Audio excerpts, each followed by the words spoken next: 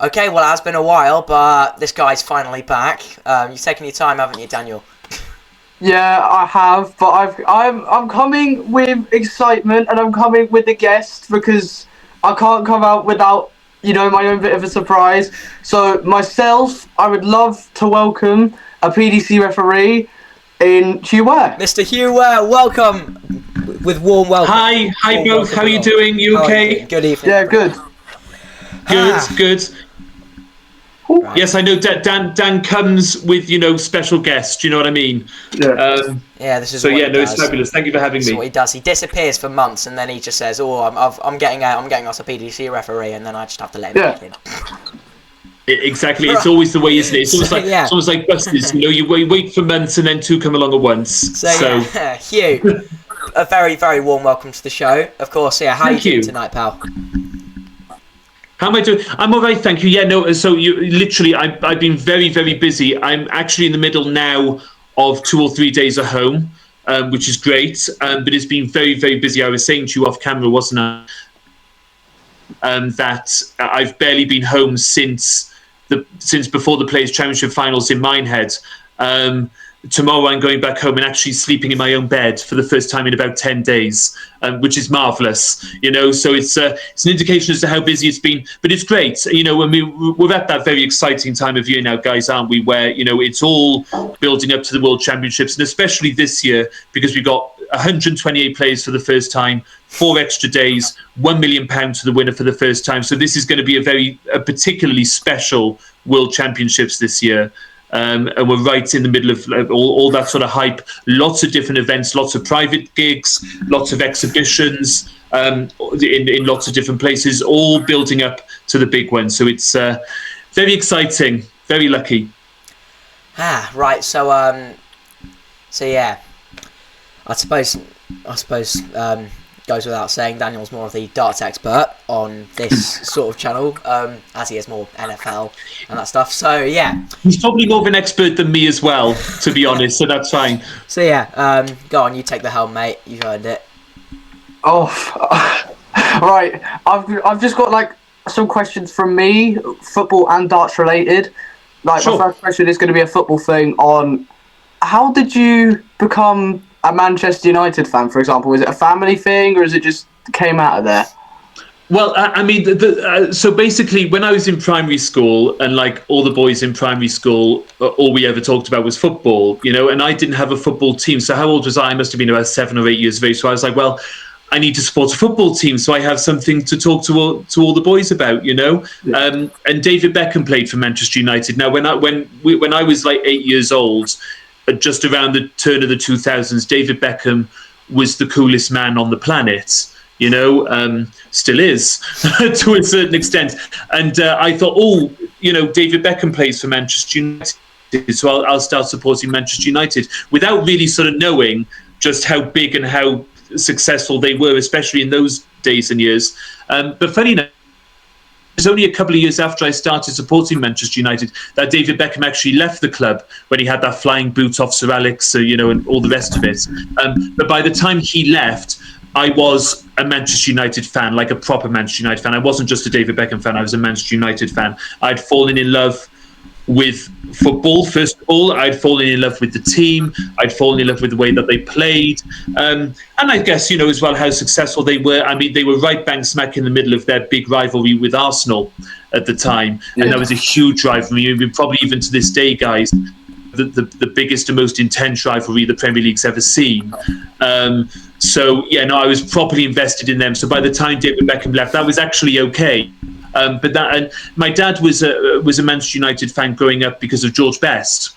Oh, when he was growing up, George Best was the biggest footballer in the world at the time, the best footballer in the world. You know what they say? There's ever been. I mean, my dad's more of a rugby union fan. Fair enough. Than a football fan, but he loved George Best. Well, you know what they say. So there was that affiliation as well. Isn't it Maradona good, Pele better, George Best? Well, I'm afraid if I was only reading or watching something the other day where Pele had said that George Best was the best player there had ever been. And that's coming from Pele, Yeah. I mean, my mum is a Liverpool fan. So we won't go there. Well, you know, I'll tell you where I won't go. I'm just gonna say Pele never scored from the halfway line. Kenny McLean did. Well, see, well, so did David Beckham, of course. You know, against Wimbledon, wasn't it? You know, he scored that iconic goal. But who do you guys support? Who are your football teams? Okay, this guy down. All right, go on, Daniel. I'll go first. I have a team. If you say Manchester City, I'm ending this call. It's not a Premier League team. They lost to Manchester United, funny enough, in the FA Cup final in the Sir Alex Ferguson era. They were right. Yeah, it was quite a pretty low side. But Millwall is my team. Yeah. Oh my gosh! Oh wow! Oh, you know Noble, the referee, my referee colleague. He's a Millwall fan. Oh. Yeah, he's a big Millwall fan. Yeah. Oh no, well that was in Cardiff, and I didn't go to that because you know I live in Cardiff. Yeah. But no, I never went to it. Funny enough, I went to the FA Cup semi-final the following season. I think it was between Manchester United and Newcastle. And we smashed them 4-1 or something like that day. But then we lost in the final to Arsenal. We demolished them 0-0 after 120 minutes, then lost 5-4 on penalties. Yeah. Unbelievable. Still not over that. It was 20 years ago, still not over that. Yeah, but no, you're a Millwall fan. Oh, nice one, Dan. What about you, Ranulph? Sorry, I'm just taking over your podcast now. That's sorry, all right. I'm just taking over. Sorry, no, go on. Who do you support? I'll put it this way: we're the biggest yo-yos the Premier League has ever seen. Norwich City. Well, West Brom. No. Oh, who? We do play in yellow and green, but that's our home kit. Norwich City. Oh, Norwich. Oh, yeah. No, you do go up and down, don't you? Yeah. So when I was young, I remember being again in primary school, and Delia Smith came on the half-time drunk as a skunk. I was like, come on. I love saying that. I still love saying that to this day. Come on. Let's be having you. I love it. That's me nowadays with a drink in my hand on Saturday night. Come on. We do love the games. I'm just going to turn my laptop charger on. All right. Well, while you're doing that. Cut around this. Okay, well, while you're doing that, Hugh, I might as well just say, do make sure to go and support our partners at FC Stickers. Link in the description below. Well, they're not already our partners, they're more just our friends, really. And also go and subscribe to Daniel, although he never posts anymore. I wish he would. Can you, please? I can try too soon. Yeah, I want to see you do some... please do another NFL live stream or another career mode. Yeah. Be so good. Okay, that's the one sport. Honestly, I can keep my eye on most sports, guys, but NFL is just something I've never gotten into. I just can't do it. I don't know what it is. That and golf. Okay. I don't know what it is about golf either. I cannot watch golf. Okay, well, I don't know what it is. In that case, Daniel, why don't you tell our friend here what you were saying about the Kansas City Chiefs the other day? Oh, what? Right, I'm not sure if you know any famous people in the NFL like Patrick Mahomes or anything because he's sponsored by Prime. Oh yeah, no, I know all about he and I like that love, honestly. Yeah. We're not. I have no idea who he is, love. Sorry. Oh, that's fine. Do you know Travis Kelce from Taylor? I've heard of him. Yeah, yes, I've heard of him. Yeah, he plays for the team I support, and last year we made it to they call it Super Bowl. It's the big match. It's like a World Cup final, but it's NFL teams, obviously, so it's one American team. And we lost that. And, I went into the season with high hopes. And we are really bad this year. So we might miss the playoffs and all round. It's a bit like being a Manchester United fan for the last 12 years, love. Don't worry about that. Oh, God. Right, okay. So, who do you support, man? Have you never said who you support? Oh, wait, me? Yeah. I support Norwich. I don't support an NFL team. Oh, no, you support Norwich. Oh, yeah, of course. Yeah. No, sorry, you did say. Sorry, excuse me. Yes, you did. So look, Millwall and Norwich. Look, support your local teams, guys. Unlike me, for being from South Wales, of course, I support Manchester United. Support your local clubs. Yeah, cool. Yeah. Well, hopefully we'll get on to the football results from this weekend in a bit. But I was rather hoping to ask you, Hugh, about in case you don't mind me asking, how did you get into being a darts referee? Because in case you don't mind me saying, you've got a fairly decent hand yourself. I've seen videos of you know getting triple 20s, and you know. So like, how did you get into refereeing? So I used to play when I was a kid. So I mean, I got addicted to watching darts. I got addicted to playing darts, and it got to the stage where I was playing maybe 3 or 4 times a week in pub side or county youth sides, or you know whatever it may be, tournaments. And so the more I played and practiced, the more I realised that the numbers were kind of sinking into my brain. And then I was able to think of unorthodox checkouts, different ways of going, and adding up my score very quickly. So whenever I lost a game, which was often because I wasn't very good, I found that I could mark quite quickly, and I got a bit of a reputation for that. So one day I was playing for Glamorgan County youth side, and we had a friendly match against the Glamorgan County senior side. And Glamorgan County seniors were in, and still are, in the first division of the British Inter-County Championships. Very famous or legendary side, you know, the old Glamorgan side back in the 1970s with Leighton Rees, Alan Evans, and so on. So the caller didn't turn up for that friendly match. So as everyone looked at me, because I had this reputation of being a good mark, saying, well, do you went up there, did most of the day, and when I came off, the county senior side said, oh, that was really good. We've actually got a bit of a vacancy for a caller going at the moment. Do you want to step in and do it? So I did that, and I must have been about 14 or 15 at the time. And then fast forward a couple of years, the Glamorgan County officials, Sue and Wayne Williams, ended up sort of taking over the BDO, the British Darts Organisation at the time. And I had qualified for the Winmore World Masters youth event. They'd held a qualifier down in Glamorgan, and I'd won it. And I remember they sort of cryptically said to me at the time, bring your suit. And then when they took over the British Darts Organisation, literally about 2 or 3 days later, I had a phone call that night to say, we want you to referee at the Winmore World Masters.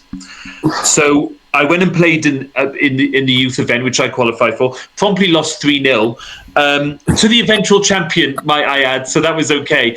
He beat me in the first round, and then I left him winning the thing. Okay, so after I'd lost, they took me to meet Martin Fitzmaurice, who was the head ref and master of ceremonies at the time, and he said, well, listen, Hugh, we're going to give you the 2 youth finals, the boys and girls, which are going to be pre-recorded for television. So it was on a big stage, and there was television, and the senior finals were being televised live, and all the rest of it. He said, well, we'll give you the 2 youth finals that are being pre-recorded, and then depending on how you do, maybe 1 or 2 of the senior matches.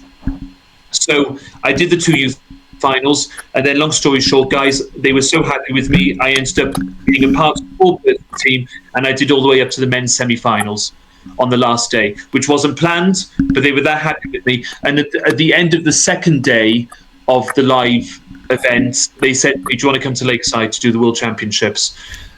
Which was a few months later. So that was in the September. Lakeside was in the January at the time, and I had turned 18 by then. My birthday's in October, so I went and did Lakeside from there, and then the rest is history, I suppose. You know, but that's a long story short as to how I got into it.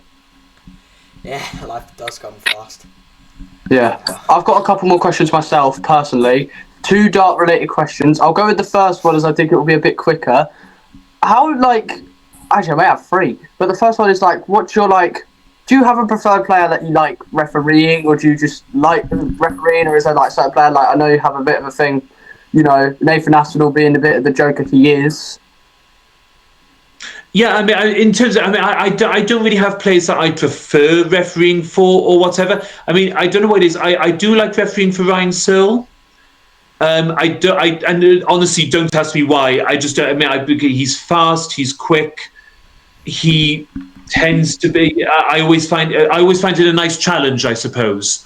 Maybe that's probably the best way of putting it. Is that I like the challenge of fast players, and especially when they're against other fast players. That then presents a challenge which I enjoy. You know, I remember refereeing Luke Littler against Jermaine Wattamina. I think I've refereed Luke Littler against Ryan Searle, against Michael Van Gogh, in these sort of really fast matches. That they're a really nice challenge, I guess. Nathan, you mentioned Nathan. I mean, he's one of my best friends when it comes to the players, especially off the oche. But of course, when we're on the hockey, we have no favourites. As referees, we treat everybody the same depending on what's going on. So there's no favourites when it comes to the actual professional on the hockey matches. Yeah, refereeing as well in itself. When you say you have the challenge of faster players, how is it a proper challenge when you've got Ricky Evans up on the hockey, for example? Because that must be I could not count everything that quickly with how quickly he throws. Blink and I'll miss. Yeah, I mean, you've got to be switched on. But I mean, I suppose what's expected of you as a referee. So first of all, counting the scores. Yeah. Change. It's just the pace of how quickly you're having to do it. That's all that changes, I suppose. Yeah. I mean, and Ricky, I find is quite sort of traditional when it comes to the ways that he checks out. He doesn't tend to go many unorthodox ways, but of course, it's the one time that he does. That's what you're looking out for. But then again, you are with the same with every player. I mean, people like Owen Price and James Wade, they very much stick to the ways that they always go. They very, very rarely deviate. You know that on 67, they're both going treble 9 tops. On 47, I know it's a very basic example, but they're going single 7 for tops. Yeah. But the one time that they go treble 17 for double 8s, that's when you could. Yeah, that's when you got to look for it. Up, if you've committed yourself mentally to that one route of thinking, how quickly can you pull yourself back from that route of thinking to go down the other route? But like I say, you could say that for Ricky Evans, Gavin Price, James Wade. That's the same for any player. Doesn't even sort of matter what their pace is. Yes, the faster players do present more of a challenge, but what is required of you maths-wise, that doesn't change. It's only the pace of it that changes. Does that make sense? Yeah, that does make sense. Indeed. I've got another question, but I've had a lot of people. Really? Yeah. You expect me to answer questions? Right. I'm not sure if you can put your view on it, but with a big talk of the ranking system, a lot of people have mixed opinions on it. Like, for example, I'm not sure if you saw Michael Van Gerwen the other day putting his ranking system point very clear. For example, like Adam Gowlas could be the world number 1. Not saying Adam Gowlas isn't good enough to be the world number 1. It's how the money works, and people are saying maybe there needs to be a change, like a point system or something. Do you have a view on the change of our rankings? Honestly, guys, it's a really good question, but I don't really have an opinion on that. I mean, as a referee, I am impartial to the PDC, so I don't really have an opinion, if I'm honest. No. Fair enough. Sorry. No, it's fine. Yeah. It's a great question. It really is. It's a great question. Unfortunately, I just can't answer it. Sorry. It's not my place to get involved. Because, like I say, as referees, we have to be neutral. We have to be impartial to these things. Well, we can't pass comment on that kind of nature of things. But it's a great question, though. I'm just sorry I can't answer it. Sorry. Well, Hugh, I'm very glad you've stuck to that principle. I mean, even for this, it's one. I'm sure it's one of the many factors that are the reason why many people, including myself, call you one of the best referees in the world. Oh no! No. This is it. I mean, it is funny, but don't you find it's the same for referees of any sport? I mean, we very rarely hear from football referees after matches, do we? I mean, especially like if there's been controversial decisions or things. And I know it's been talked about, hasn't it, in football about would it help if referees came out after matches to explain the decisions that they've made? I mean, I know that they have social media now, don't they? Where the referees, I can't remember what the name of the account's called now off the top of my head, it's the PGMOL, isn't it? Yes. Who tweets whilst the matches are still on as to how they came to the decisions that have been made. And of course, it is funny because you look at their reasoning, and then there's like 2,000 comments underneath still explaining to them why the decision that they made wrong, which is quite funny. I mean, we're actually lucky in darts that we don't have that many subjective decisions to make. A ton is a ton. A 140 is a 140. A 180 is a 180. That's factual. We don't actually have all that many subjective decisions to make. funny enough, those that could be deemed to be subjective, like how we treat a crowd, for example, then we might get a bit of criticism as to how we're handling it and whatever.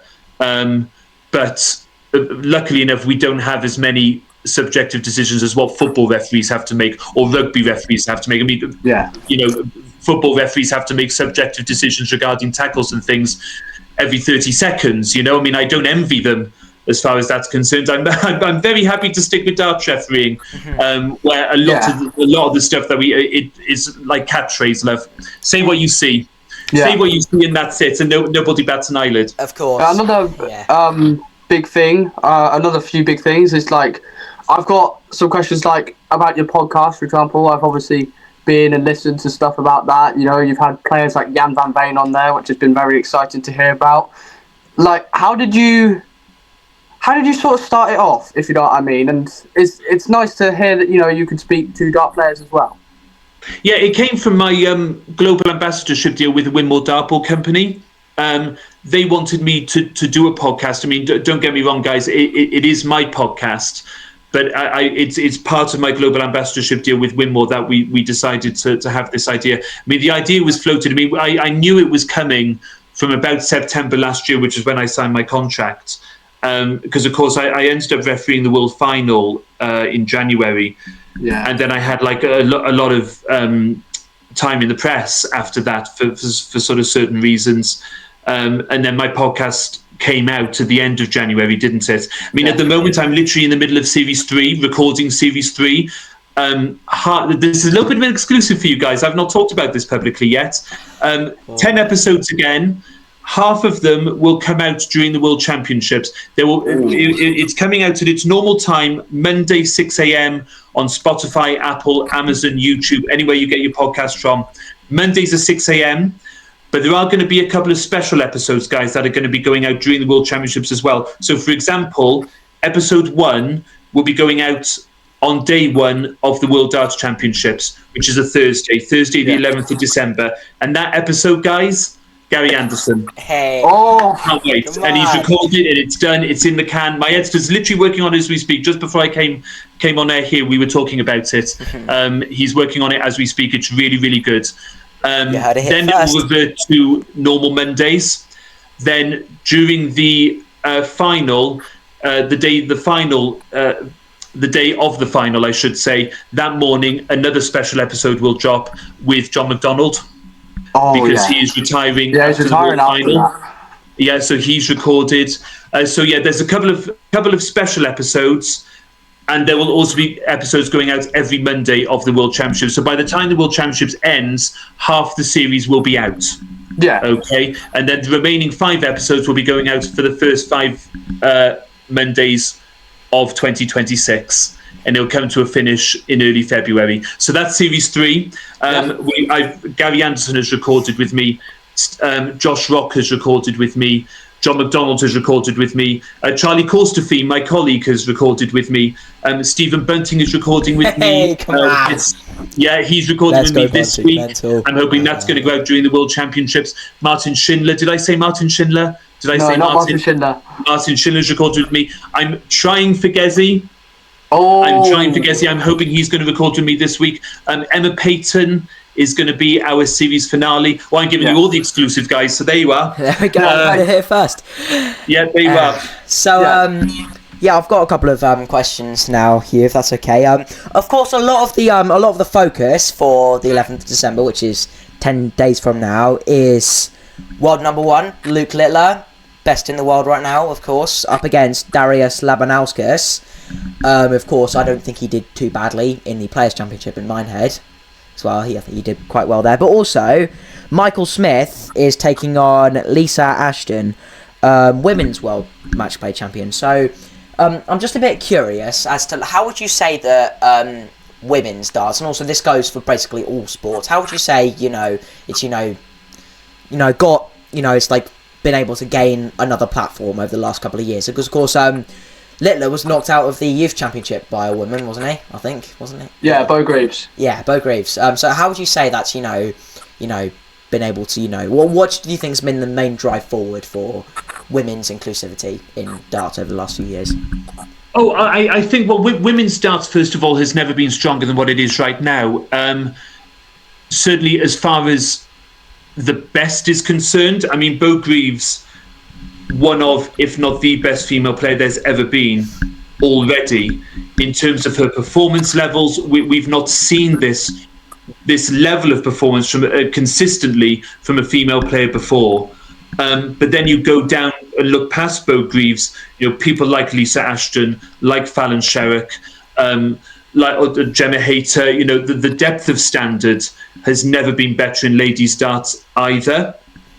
So it's in a really, really good place. And I put that down to, well, first of all, the impact that Fallon Sherrock had when she beat Ted Everts and Mensa Suljovic at the World Darts Championships, and just that level of global impact that had, and the way that inspired a whole generation of girls and women to pick up a set of darts, and to go for it. And they could see the standard that Fallon had set, and they went for it. I mean, Bo Greaves was already playing darts whilst that was going on with Fallon, but I mean, I'm pretty sure that inspired her to keep going. And she would have seen Fallon Sherrock as the gold standard, as well as Lisa Ashton at that time, because Lisa Ashton had a PDC tour card in the early 2020, like just after that COVID period. She had a tour card as well. So she would have looked at both of them and said, right, this is the standard I need to get to. Just like there's a load of women now, especially like young girls, especially people like Gemma Hayter, they are looking at Bo Greaves now as the gold standard. All these women are pushing each other to further heights, and like I say, the level of interest that there is now, predominantly because of Fallon Sherrock a couple of years ago, but also now with what Bo Greaves is doing. What if Bo Greaves goes on to have fantastic world championships? What level of impact is she going to have within the mainstream? So yeah, it's getting there. The PDC's opportunities through the women's series, that they've had over the last few years. The WDF, the Moda Super Series hold a Women's Week. ADC, there's never been more opportunities for dart players, but also especially for women. So I can only see it getting better and bigger, and long may that continue, because there's no reason why the women can't compete with the men guys. There really isn't. I mean, we've seen this going back when Dieter Hedman beat Aaron Turner, I think it was, at the UK Open some 20 years ago. We had a lady from Canada play at the PDC World Championships back in the early 2000s. Fallon Sherrock, Lisa Ashton. We've seen lots of different examples now where women have shown that they can beat the men in darts. So long may it continue, really. Yeah, of course, long may it continue. And Bo Greaves, top of our game right now, of course. So one of the important questions I was really hoping to ask you was about Stonewall. So you are an ambassador for Stonewall, am I correct? Yes, that's right. Yes. Yes. Yeah. So in case you don't mind me asking, could you possibly just tell us about the work that you guys do, because it seems like you're doing some absolutely brilliant stuff. So if you could possibly maybe delve into that a little.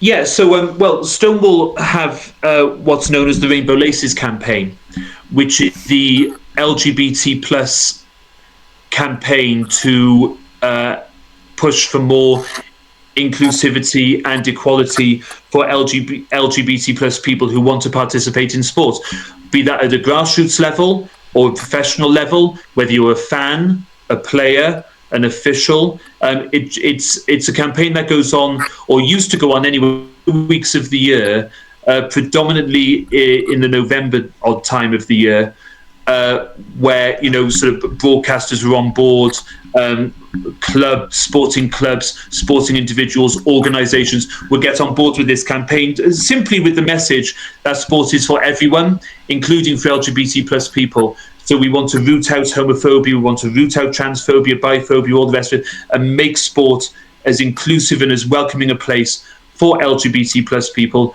to be themselves. That it's somewhere that they can enjoy liking sport and participating in sports with no fear of prejudice whatsoever. So I I've been heavily involved in the Rainbow Laces campaign in darts because, first of all, it was sort of primarily pushed within the major sports, football, rugby, cricket, and then it started diversifying out into darts, into golf, into all these sort of different sports. And so I became one of Stonewall's first ever sport champions back in 2018. That was the same year that we did Rainbow Laces in darts for the first time. And I've witnessed firsthand, guys, the positive effect that campaign has had in darts. I would say, as far as all that is concerned, darts is in a much better place now than what it was before 2018. So I know, I've seen with my own two eyes the positive effect that these kinds of campaigns can have, it's been an honour to be involved in, and still am, of course. And that's basically a quick summation. Thanks. And speaking of the Rainbow Laces campaign, I remember Daniel, Millwall were one of the biggest pioneers for it in football, right? As I believe so, yes we are. Yeah. And so before we get on to some of the more result side of things, I do need to ask you, Hugh, if you were to be a player, and if that did happen, what would your walkout song be? I do need to ask. I mean, on that note, do you know what they play for me at exhibitions when I walk on? If I walk on, go on. It's Raining Men. It's topical. It's not wrong. I don't know. I mean, I don't know. Could I have that at Ali Pali? Would they allow me to have that? I don't know. Probably should do. Right. Yes, well, why not? I'm going to use that. It's a great song. Yeah. It's a great song. It would get the crowd going. It would just be brilliant. I don't know. What else could I? What could my walk-on song be? I mean, I'm a big Queen fan. They're my favorite. Do you Queen fans? Yeah, I for a bit of Queen, yeah. Yeah, exactly. I mean, maybe a song like One Vision. Have you heard of that song? That would be a good one. Hammer to Fall, maybe. I mean, Bohemian Rhapsody is a great song, but I'm not entirely sure it'd be conducive to a dart. Yeah, walkout. I'm not fair enough. sure. Unless you skip straight to the middle bit. Yeah, you've definitely got much better of knowledge of Queen than I do. In that case, I'll use. I tell you what, there is one song actually. There's a song that used to come on in the clubs, and it's like a remix. It's a real club, bass, drum and bass sort of song. Do you know what I mean? And it was called Bingo, I think, or Bingo Rattle. It was called Bingo by Rattle. If I could find it, I'll have to say it, because it's a great song, and it would be really good as a walk-on. And I'm surprised that no one's got it actually. Yeah. Maybe you've heard it. It's one of those songs which we've all heard of, but no one knows what it's called, or who it's by. Do you know what I mean? It is a real club song. I'm sure if I could send it to you, you would know what you would know what I mean. Yeah. I'm surprised no one's picked up on it yet. Maybe it would be that one. Well, if it's all right, whatever one you do send our way, I'll use for the distribution of this. Oh, okay, right, yeah. Well, I'll try and find it and send it to you. I'm sure once you play it, everyone will have heard of it, really. Perfect. Yeah. Ranulph, I'm sorry, real quickly. Before we move on to results sides of things, I do have two more questions for Hugh. One of them being, do you have a favourite match that you've refereed? Because I would say, personally, if I was to refereeing a game like the World Final of Littler Van Gerwen, is that your one, or is it another one in particular? Well, it is funny, isn't it? Because it's very hard to sort of contextualise what your favourite match is. Is your favourite match a match where there's been a 9-darter in? Yeah. It may not have been a great game overall, but it's had a 9-dart finish, so therefore that game is immortalised, or is it a world final, like you say, because it's a world final? Is it in the third round of European Tour 7, where one player's averaged 107 and the other player's averaged 109, and it's gone 6-5? Yeah. Not the biggest match in the world, but the best match you'll ever see in terms of standards, and if it's been between two quick players. I mean, how do you quantify? I mean, for me, yes, you're right. It is that world final between Luke Littler and Michael Van Gerwen.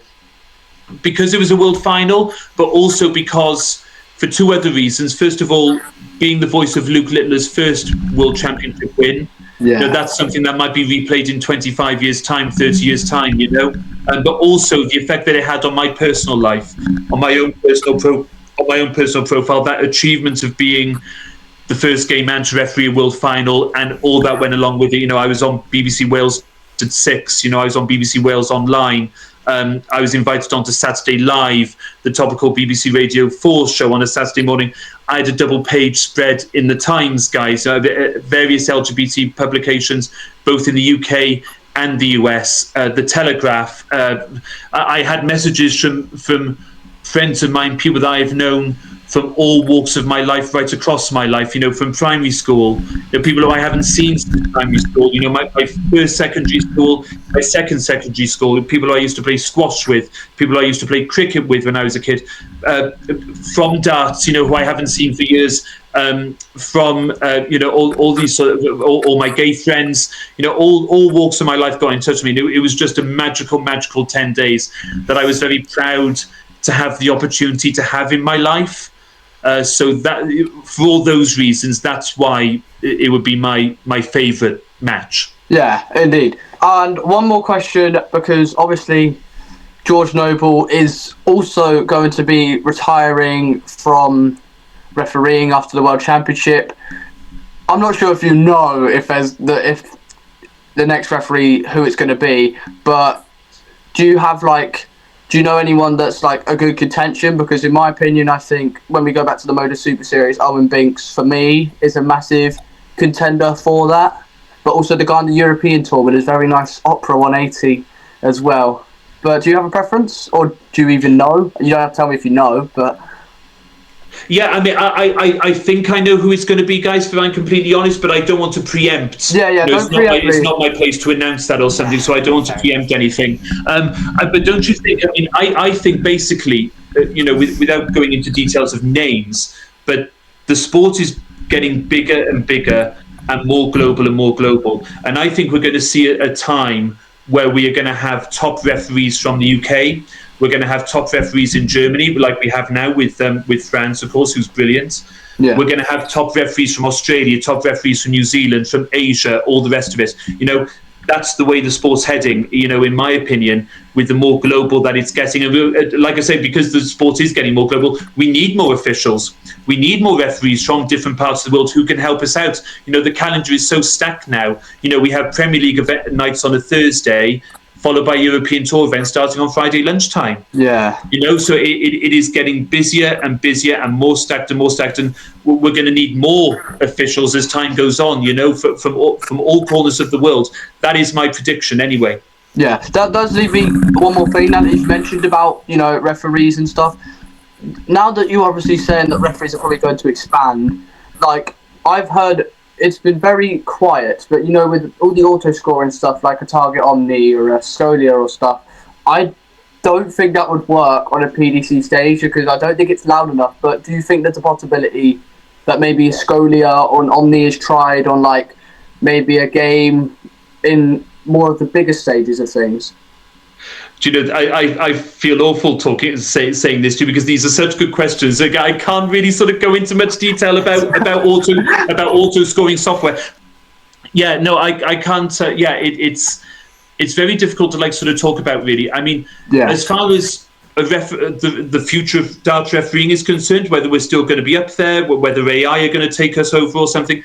I mean, I hope.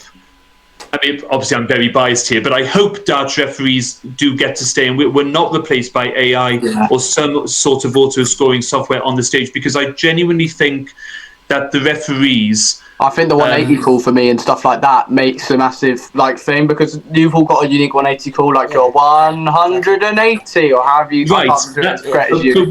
We add a human element, don't we?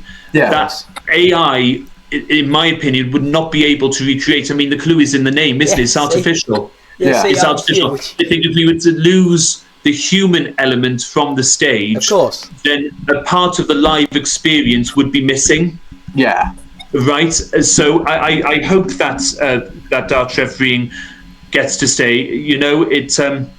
Unless they want to pay me £1 million a year to copyright my voice, and then you can hear my voice on stage, and I'll just sit at home collecting I wouldn't mind that.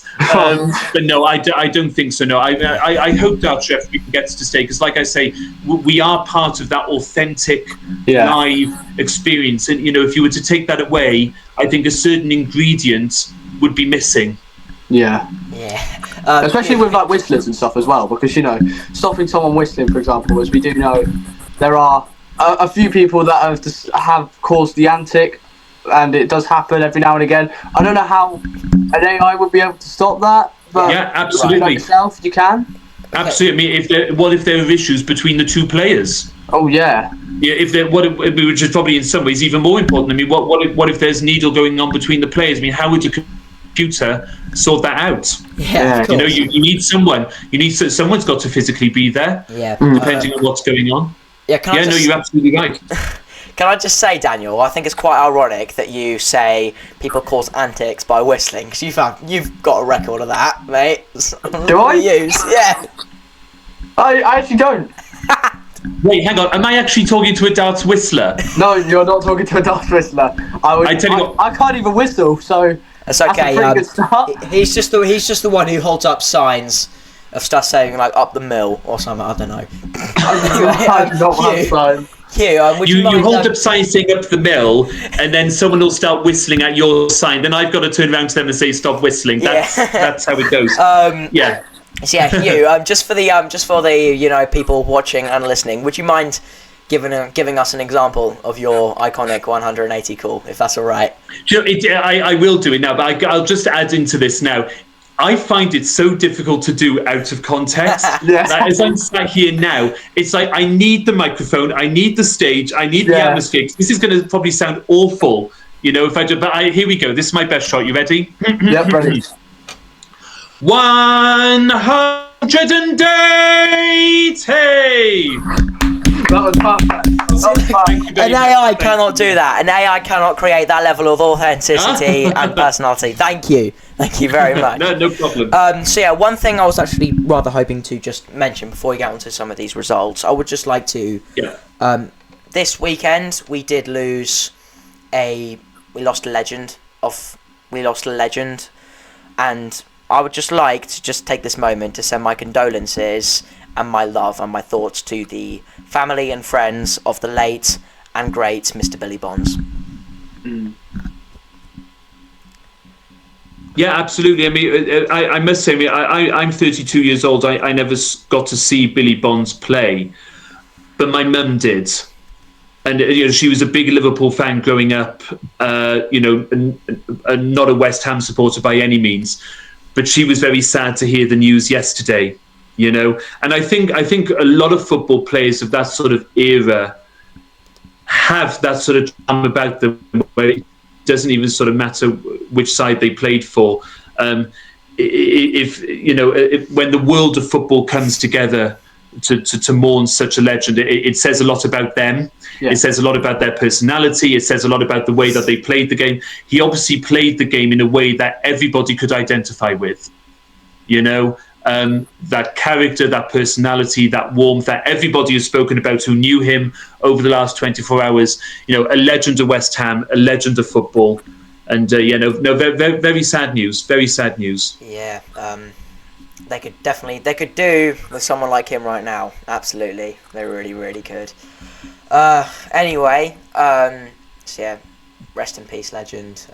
Just really hope that soon he can be given a good side to look down on, because it's rough. It is rough, to be honest, in East London right now. But there's a light at the end of the tunnel. Well, I must say, well, in terms of yesterday, I the way Liverpool are going, West Ham were going to beat them. It looked like Nuno was just sort of slowly starting to turn West Ham around. Maybe he still is. They're playing my team at Old Trafford on Thursday, so we'll see just how much they've turned a corner then, shall we? But I honestly thought Liverpool, in the form that they're in, the state they're in, going to the West Ham Stadium was not easy. But fair play, they did get a 2-0 win. But yeah, it looks like, Nuno's a good manager.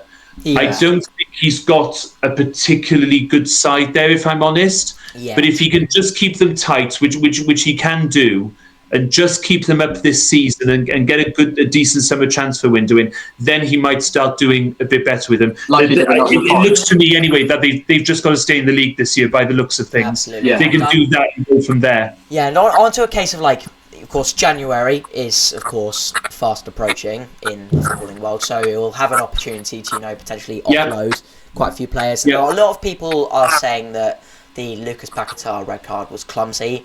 To an extent, it was, but I think the post that he made afterwards was him answering to frustration of, how he's been treated by the FA, and I think that is perfectly understandable. And I perfectly well know what it's like to, crack because you've, being constantly being unfairly treated, and it's just horrible, really. So in some way I can sympathise with him because he's not been treated in a kind way at all, and that was just him letting out his frustration there, which, to be honest, I can understand. Well, what? So just remind me, sorry guys. So why is Lucas Paquetá upset with the FA? How have they treated him? Was he banned for? Yeah, they threatened him with a ban because of a gambling scandal that they put on him. Right. Really. He was found guilty, was he? I think he was, but then the charges were cleared, and I think also, but I think he was found innocent as well, and he was actually due tens of millions of pounds worth of compensation from the FA. Well, look, I mean, but don't you think though? I mean, whether he's right or wrong, I mean, I don't know exactly what the FA have to do with him losing it yesterday, if I'm being completely honest. But whether he is right or wrong, don't you think it's refreshing to have a footballer being so like genuinely authentic and passionate? In an era where we say that footballers are like robots and they're far too overprotected and they're in their own world and they don't care, all this sort of thing. When we actually see somebody coming out and being their honest, genuine, authentic self, I think that's actually quite refreshing. Yeah, to actually see somebody with a personality and to have the balls to sort of stand up and say what they feel, whether it's right or wrong, or whether we agree or disagree, or whether he should have lost his head yesterday or not. It's just nice to sort of see him standing up for himself, and good for him. Yeah, of course. And speaking, we'll get on to the results now. Now, Hugh, as you are our very, very honourable guest, we might as well start with the result, which I'm sure you were very happy with yesterday. Crystal Palace 1, Manchester United 2. Xerxes Mount on the score sheet. How did you... very, very, very good win for United, who looked very unconvincing on Monday night against Everton, of course. It's a big win. It's a very big win. First win at Selhurst Park since 2019, right? Yeah, something like that. Yeah. No, we've not had a good record there at all, recently. I mean, Crystal Palace, especially over the last 2 or 3 years, have probably been a bit of a better side, than Manchester United in general. I was going into yesterday not particularly confident.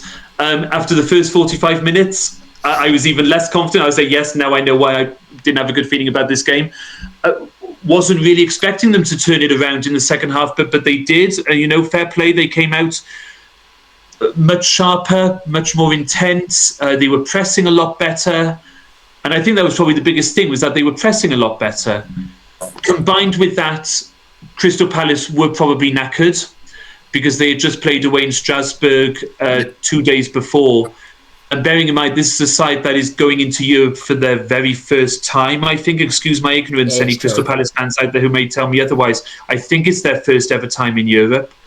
It certainly is for a very long time, let's put it that way. Yes. This squad, I think the manager came out afterwards, didn't he, and basically said that he needs a bigger depth of squad to be able to cope with the Conference League as well as the Premier League. So I think fatigue certainly set in as far as they were concerned in the second half, which probably allowed Manchester United to look, but both factors combined, in Manchester United's favour. But fair play, they turned it around. But don't you find the league is so tight at the moment that everybody's kind of beating everybody? Yeah. We say that Manchester United are struggling, but they're only 3 points off Chelsea, who apparently are flying. That's crazy. But Liverpool are in their worst run for 71 years, before yesterday, and they're still only 3 or 4 points off second or whatever it is. It feels like if you can get 3 points on a weekend, that's quite big, actually, guys. Of course. It is. Unless you are Arsenal or Manchester City, to be getting 3 points at the moment is really good. I mean, Ruben Amorim, he's trying to turn around an ocean liner, and I suppose we can say what we like about the system, the tactics and this and that. Whoever it is in Ruben Amorim's position, regardless of whatever his system is or his tactics, is going to need time. I'm sure Ruben Amorim is a great football manager with a big future ahead of him who knows his football, and he talks very impressively to me. I don't look at what he says in his press conferences and think, well, you're fundamentally wrong. I haven't disagreed with a lot of what he has had to say when he has been analysing the team, but he just needs time, and he needs the right profile of player and all the rest of it, and that's not going to happen overnight. I mean, look at how long Mikel Arteta needed, guys. Mikel Arteta finished 8th twice. Ugh, I mean, if Manchester United were to finish 8th themselves this year, if any other Premier League team finished 15th and then the next season finished 8th, we'd all be saying, they've had a good season. That's better than what we expected them to be. But of course it's Manchester United, and of course the expectancy levels are that much more, and all the rest of it. But at the moment, guys, it's a long way back for us. Even if every transfer window went right for the next 2 or 3 years, we would still probably need those 2 or 3 years. So let's see what happens. We're entering into a very sort of crucial period now, that winter period. Let's see what happens. It was a decent win yesterday, which hopefully they can get a bit of confidence from. I mean, that was a bad loss, of course, guys. Losing 10 men, when they had 10 men for the best part of 70 minutes at Old Trafford is not good. West Ham are probably going to come and play a similar way. It's probably going to be 2 banks of 4 and springing off of them. So let's see how we do with breaking those teams down, because we need to do better, guys, when we have possession of the ball. I think we pick up far more points when we have less than 50% of the ball than what we do with more than 50%. Well, this is Manchester United, guys. That's not good enough, and I'm sure they would all agree. So let's just take it one game at a time and see how we go. Of course. And it took Sir Alex Ferguson 4 years to have any success in his tenure. And to be honest, I think that you guys have been much more convincing over the last couple of months. That's for certain, especially since the days of Grimsby Town away. Of course, less said about that, the better. Yeah, it's coming in drips and drabs, guys. I think it still might take him a couple of years to find the consistency over 90 minutes. But hey, let's see. We do look a bit better. You're right. But he's turning around an ocean liner, guys. Indeed, he absolutely is. We're talking 15 years of Glazer's rot. In my opinion, even before Sir Alex retired, the rot was starting to set in. The culture of the club.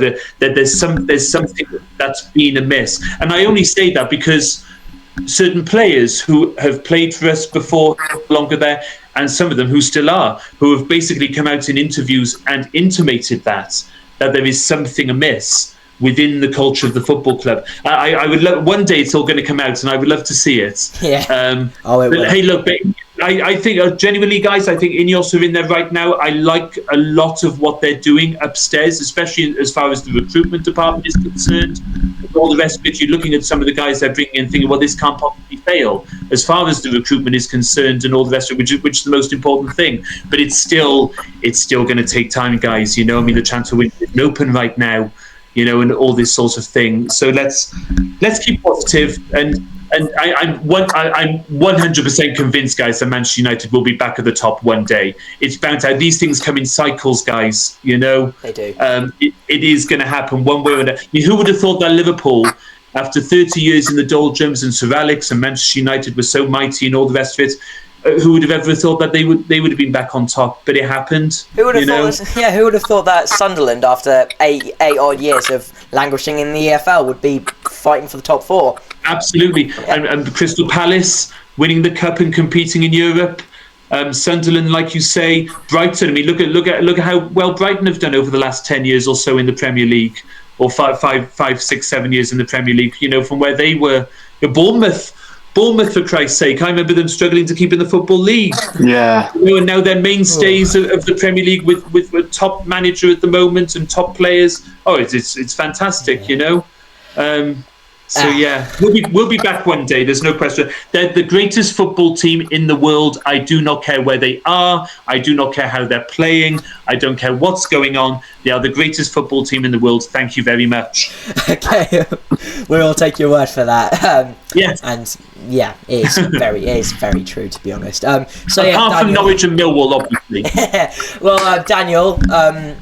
Before we get on to my favourite result of the week, might as well just talk about it.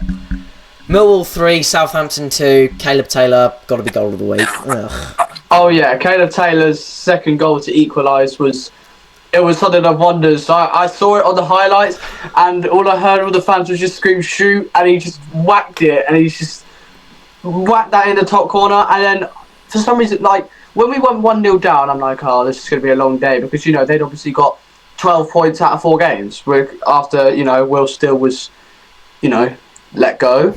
So I thought this is going to be quite a tough game for us, despite us either beating Sheffield Wednesday, which obviously today they were given a further 6-point deduction, which was some pretty big news. Means Norwich won't be last in any time longer. But it's the fact that we went 1-0 down, and I'm like, I don't know if we've got the chance of turning this around, as Southampton are very good attacking as well as defending. You would, you know, defenders like Taylor Harwood-Bellis, for example. But when we equalise with Aziz coming on, I'm like, yeah, okay, there's something coming on here. But then Azaz went on to score and make it 2-1. Oh no, sorry, Caleb Taylor took the lead with the 2-1, then Azaz scored the penalty. And then it was 97th minute, and it got swung in. Kramer just taps it, and then all of a sudden it's in the back of the net, and you just see limbs absolutely everywhere. And to be honest, I did not expect us to actually come out with 3 points. I would have been very happy if we just came out with the draw. But coming out with all 3, we're now 3rd in the league. We've actually got. That's very shocking to say, but we've got a chance to make it the Premier League. Oh my god! I tell you what, if you guys come up, if I may say so, if you guys come up to the Premier League with flipping Leeds, with West Ham, with Manchester United, Jesus! I tell you what, can you imagine? Games will be on at like 12:30. Oh god, it'll be. Like you probably would be low. Yeah, well, to be fair, the idea of Millwall making the Premier League, causing chaos wherever they go, finishing on 5 points and then going straight back down. It would be 12:30 p.m. on a Thursday. I'm joking, mate. My love. If Millwall came up to the Premier League, I tell you what. Yeah, I'm joking, Daniel. But yeah, like you said, Southampton have picked up form, and you know, with defenders like Taylor Harwood-Bellis, a player who I do believe is going to get another England cap at some point. So yeah, a very, very solid win for the Wall, and yeah, does Premier League await? Can't say it. Oh god, I don't know, man. But now I can finally get onto the result I've been looking forward to talk about since it happened, since we knew we would be doing this. Norwich City 3, Queen's Park Rangers 1. It's only December, but we finally won a home game. I've actually got a fun fact about that, actually. I have a friend who's a Norwich fan himself, and he driven over like 500 miles. He had over 500 miles until Norwich got their first win that he'd seen live. Over 500 miles. He's like the Proclaimers, love. Is that your first home win all season? Yes. Oh my god. Oh, what's been going on there? I don't know. Okay, well listen, I'll tell you what's going on. Now, Philippe Clement has only been in charge of the Norwich Helm for less than 2 weeks. Previous to that, Liam Manning, that was some of the worst football I think I've ever seen from a Norwich team at all. Like, they was even worse than the days of Dean Smith. That says something. And, you know, 4 points from 2 home games, a massive turnaround. We should have beat Oxford last Tuesday, and I'm very glad we beat Queen's Park Rangers, who I'll get onto in a minute. We played well. This is what happens when, you know, teams play, when, you know, you just, you know, have a bit of desire, a bit of fight to, you know, fight for that badge and fight for 3 points, and that's what we did on Saturday. And Michael Forson, I thought, looked brilliant. You know, got that absolutely subliminal goal. Emi Marcondes, I think that was his best game for a long time. He has been the source of a lot of criticism over the last couple of weeks, but I'm very glad to have seen him get on the score sheet as well. And, you know, I mean, I guess it won't be said, this will get lost in the headlines because, you know, he didn't score. But Josh Sargent, I thought, you know, even though he's not scoring at the moment, he's still playing very well. And that goal that got disallowed was onside. I've looked back at it. It was Daniel, don't smirk. It was onside. No, I know it was onside. I just love it. Yeah. Okay. Well, basically, to say more on this, Queen's Park Rangers, QPR's best team, best player was the lino. I was actually shocked as to how bad QPR were in the second half. Daniel, get this straight. They had Richard Kone and Kwame Poku on the bench, and they didn't bring on either of them.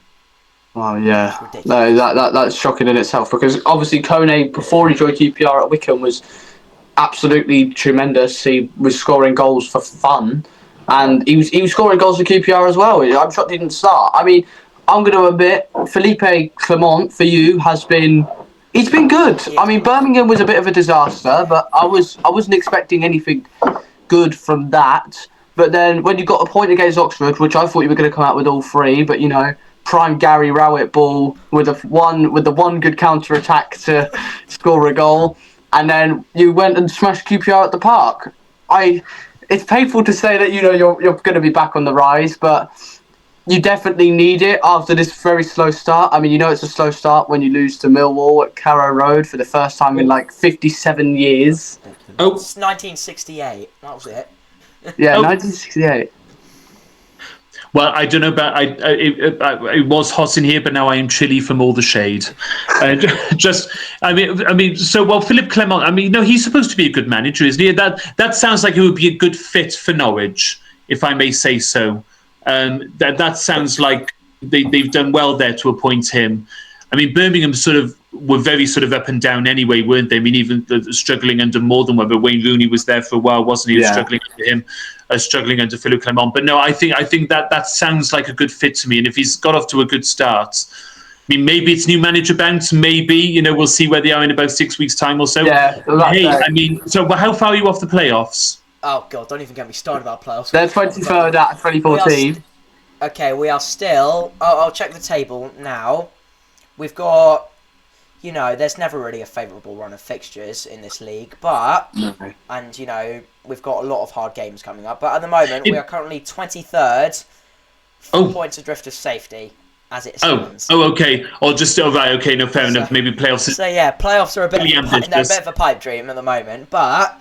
Bring back Delia. Is Delia still involved? She's still at every home game. In fact, Michael Wynne-Jones is someone I got a glimpse of. I didn't actually go on Saturday, but I was still able to. I saw Michael MWJ was outside having a cigarette. Yeah, they both still hold 10% over the club. Oh, okay. Of course, and you know it'll be, you know, and.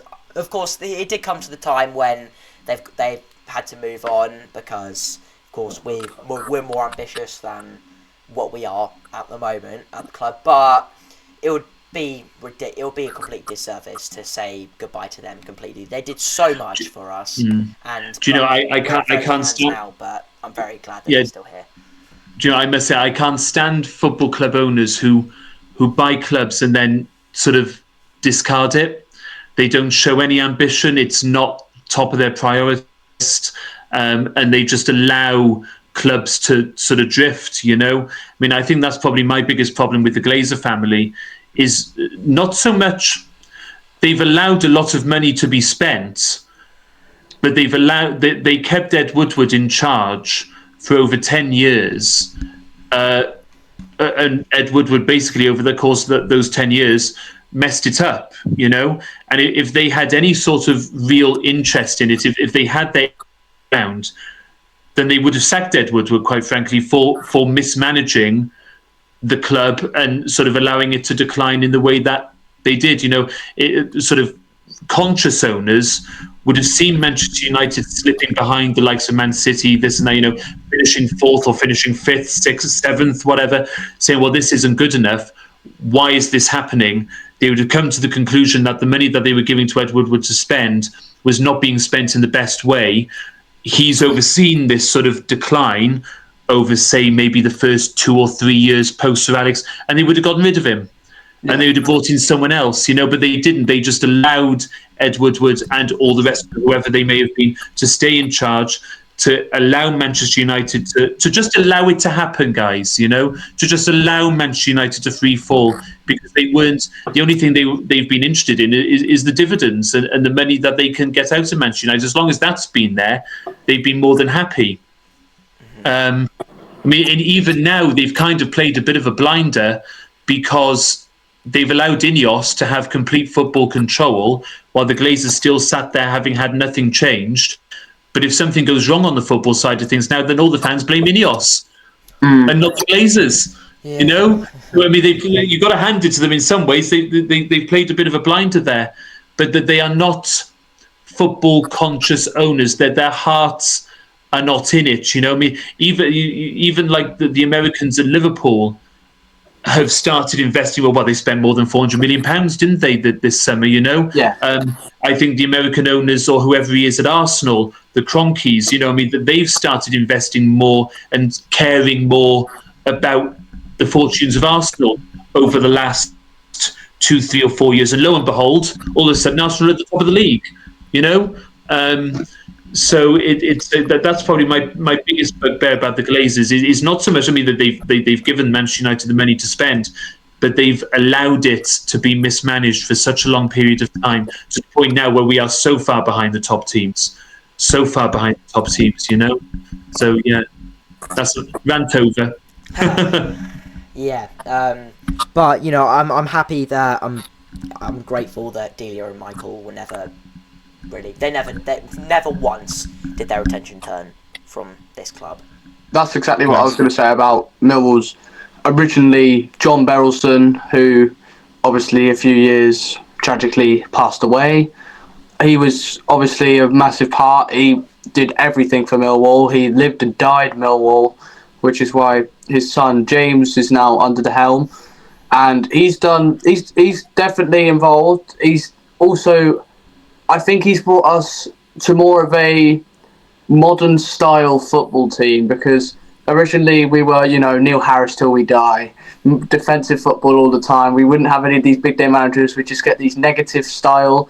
But now we've got a manager like Alex Neil all of a sudden managing us, and it's like, this is a step in the right direction, because Alex Neil, in my opinion, has been the most proven manager that we've had in quite a long time, like Premier League experience with Norwich, for example. He's done really well with teams like Stoke as well. So, yeah.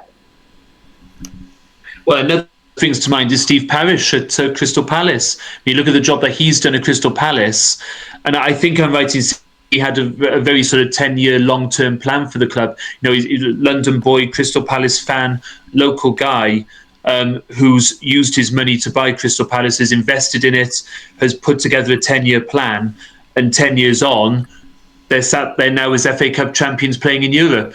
Yeah. With a top manager, and then top players, the likes of, they've had Elise and Eze and Mateta plays for them now, Gahey at the back, Dean Henderson, a decent goalkeeper. The people who care. I mean, of course, we can all. They have to make the right decisions. Of course, that's also important. But just makes all the world of difference, I think, when you have owners who properly care. And unfortunately, we've seen examples of the likes of Bury, the troubles that Reading have had over the last couple of years, guys. I mean, my God, how awful was that? Other clubs that have gone into administration, because of negligence. It shouldn't be allowed, guys. It shouldn't be allowed. That there must be some sort of regulator that can come in, that can make sure that clubs are being bought by people with its best interests at heart. And if they don't, then they can't have it. Exactly. Because it's going to end up it kills these clubs, and it's not just for football reasons. It's also, these football clubs are the beating heart of communities. Yeah. Really especially the likes of Bury and Reading and places like this. You know, we could rant about that all day, couldn't we? But Yeah. it makes the world of difference when you have football owners who actually care. Exactly. Of course. I will rant quickly though about Eze, for example. Eze will always have a good story for me because he used to be in the Millwall Academy, and we released him under Neil Harris, one of his first stints, because Neil Harris said that he wasn't his level. What he means by wasn't his level was that he's now, one of Arsenal's top players, leading in the Premier League and an England international. Yeah, I mean, it's amazing. To be fair to, maybe Eze wasn't at that time. Maybe he wasn't, but then all of a sudden he's worked so hard and some things clicked which nobody could foresee, and all of a sudden, we see lots of stories like that, don't we? What was that story? Mourinho had Salah and De Bruyne at Chelsea, didn't he, at the same time? Yeah, and then he let them both go. Well, but I remember to Mo Salah and Kevin De Bruyne, and they weren't doing it, And Chelsea had a top side at the time. They were winning the title. And Mourinho, he couldn't get them in there, so he thought we're better off to sell them. And lo and behold, they then turn into Mo Salah and Kevin De Bruyne. Yeah. But so we all give Mourinho stick for that. But I mean, at that time, at that moment, he probably wasn't wrong. It goes on, doesn't it? It does. I mean, Man United had the likes of Brandon Williams and Dan James. I mean, yeah. I'm trying to think. There's one example recently. We let what's his name? Alvaro Carreras, is it? Yeah, Alvaro Carreras. Yeah. Carreras left back. Ten Hag let him go. Deemed him not to be good enough for Man United. Now he's playing fullback for Real Madrid. Yeah. I mean, I guess you could say maybe Jadon Sancho as well. Interesting case as well. Marcus Rashford. Oh, we could be here all night talking about the bad recruitment decisions in Manchester United over the last 12 to 15 years, love. I tell you what. Just one thing, Daniel. Speaking of Palace, now of course talking about Eze at Palace. This has been a sort of like a source of debate I've seen among Millwall fans. Do you bring Romain Esse back to the Den in January? Oh, I've got mixed emotions on that, because originally I would have been all in. I would have been like, yes, we bring Eze in. We would be so good. But part of me, and also I think we would want him as well, but not as I don't think he'd start for us, because I think, to be honest, we've got so much better that he's not at that level anymore. And we can't prove that he's at that level anymore because of the amount that Palace have benched him. But another part of me wouldn't want him because of the way he keeps going that he's Palace till he dies, which from a Millwall fan clearly hurts a man. Fair enough. But he's a great player, so I would say yes, but not as a straight-in starter. He'd need to work himself in my opinion. Right, so what's this story? He used to be a Millwall player, then he went to Palace. Yeah. And he's been giving it Palace till I die. No, well, he's a Palace fan, but he never made that open. He was a Palace fan when he was a kid, but he never made that open until he joined Crystal Palace. And when he was at Palace, we lost to them in the FA Cup, which was that game with the controversial Liam Roberts and everything like that with Jean-Philippe Mateta. Right, but now Millwall want him back. Well, it's an idea because the manager from Palace, Oliver Glasner, has just said that he's just not good enough and he's not ready. And ever since they signed him for 12 million or something like that. Well, I mean, is there a big that one particular match aside, I mean, is there a big rivalry between Palace and Millwall? It's quite a big rivalry. It is it right? Okay, fair enough. Well, I mean, if he's giving it Palace till I die, Harry Kane grew up an Arsenal fan. Oh yeah, true. I don't know. Is he producing it on the pitch? But then, I mean, if it's going to be an issue, then maybe best not to. Yeah. Well, Hugh, I'm not going to disagree with what you just said because, of course, that is very true. But I'll put it this way. If you offered me Marcelino Nunez back at Norwich, I would slap you around the head. No. Just no.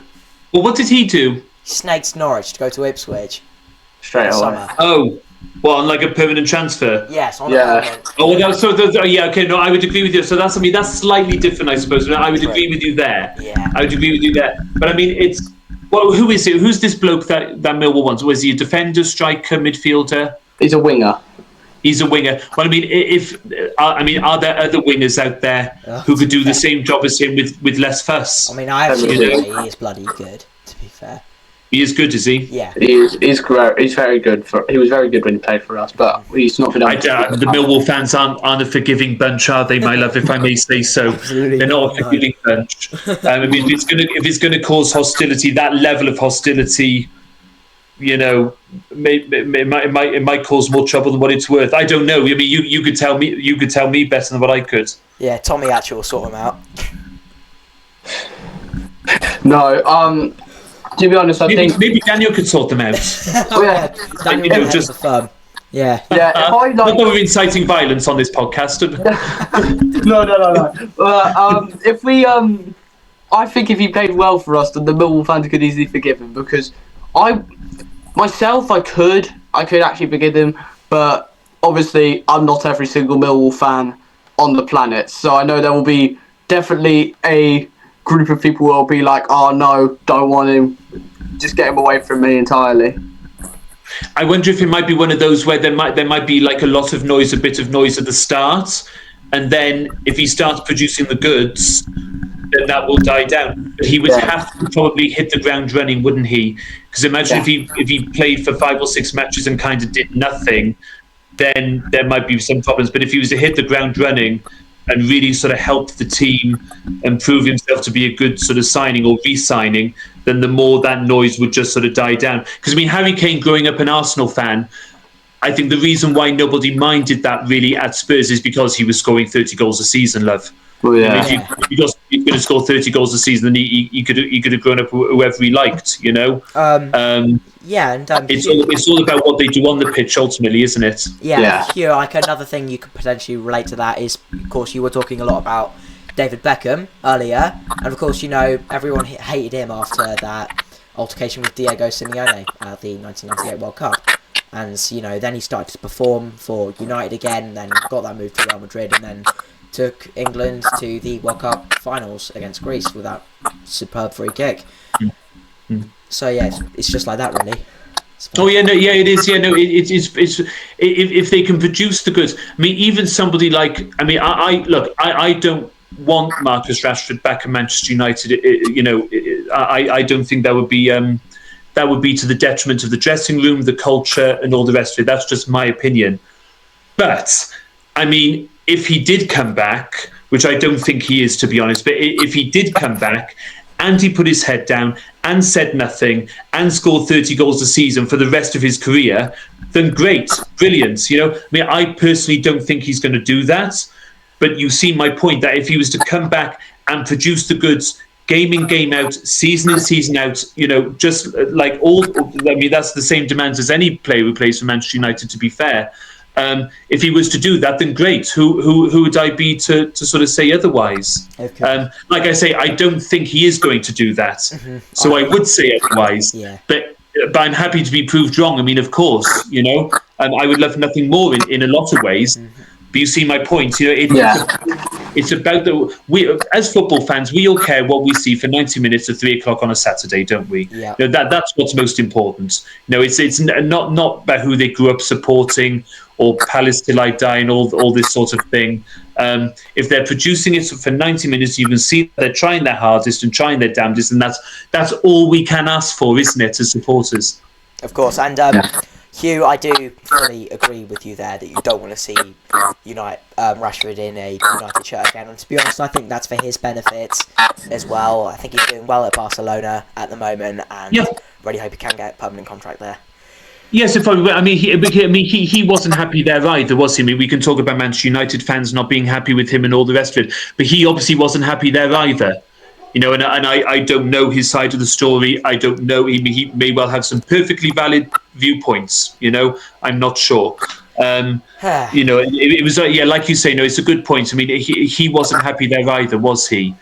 And he looks to be more happy in Barcelona. He looks to be more settled. enjoying his football a lot more. I mean, he's probably enjoying it more because he's scoring more and he's being more productive. And because, I mean, bearing in mind, I mean, he's not on the jolly over there. He's playing for Barcelona. I mean, we talk about the expectancy levels of Manchester United. Well, imagine the expectancy levels of playing for Barcelona. Exactly. You know, it's still just as much pressure, but somehow he's certainly thriving a little bit more. I don't want to go overboard, as if to say he's all of a sudden become one of the best players on the planet and all the rest of it. But he does look he's having a better time of it out there, you know. So no, fair play to him, you know, and good luck to him. You know, I'm sure he had that wonderful season under Ten Hag, in Ten Hag's first season where he was great. You know, just unfortunately, you know, he signed a new contract and then all of a sudden his performance levels dipped. Funny that. But anyway, that's just my opinion from the outside looking in. Yeah, well, we are more or less almost out of time, guys. Daniel, do you have any other points you'd like to get across? No, I don't actually. Okay then. Well, I think we should probably call it a wrap there. Hugh, thank you so much for coming on tonight. It's been an absolute pleasure to have you on, and I wish you all the best at the Worlds. It's going to be Thank you very much. No, thank you guys for having me. Thank you. I enjoyed it. Thank you. Of course. From me as well, a massive thank you for, you know, coming on here. As a darts fan, it's a massive thing to me, especially. It definitely comes. I'm not saying it doesn't come to close to your heart enough, but it definitely comes very close to mine because I've not been into darts for a long period of time. Like, I only started playing less than a year ago, and I started watching at the Worlds last year, and I saw you refereeing, and I never thought on this day I'd be like, you know, the guy I'm seeing on TV, all of a sudden I'm speaking to him, doing a podcast episode with him. Oh yeah, no, honestly, no. Thank you very much for having me. No, it's been great. It's been wonderful to talk. I mean, you asked some great questions, even those I couldn't answer. You know, you asked some fantastic questions. So no, I was really pleased to answer them as best as I could, and also the opportunity to talk about something different, which is football. Oh yeah. You know, so I found that really refreshing, guys. So that was great. So I really enjoyed it. Daniel, this is the bit where you ask him if he can get us tickets. To the World Championship. Yeah, I'll have tickets for a Millwall game. How about that? I tell you, I'll come with you to a Millwall game. See how I survive that. All right. Okay. Yeah.